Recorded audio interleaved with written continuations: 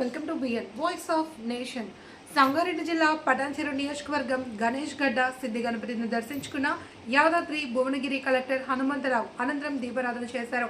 పటాన్చెరు నియోజకవర్గ ఇన్స్నాపూర్ మున్సిపాలిటీ రుద్రారం గణేష్ గడ్డ సిద్ధి గణపతి దేవస్థానంలో కార్తీక మాస సంకష్టహర చతుర్థి పురస్కరించుకుని ఉదయం మహా విశేషాలు, పంచామృత అభిషేకం, సింధూర వర్ణంతో వివిధ రకాల పుష్పాలంకరణతో ప్రత్యేక దర్శనమిస్తున్న సిద్ధి గణపతి కార్తీక మాస సంకష్టహర చతుర్థి సిద్ధి గణపతి ప్రత్యేకమైన రోజు సందర్భంగా భక్తులు భారీ సంఖ్యలో పాల్గొని సిద్ధి గణపతిని దర్శించుకున్నారు.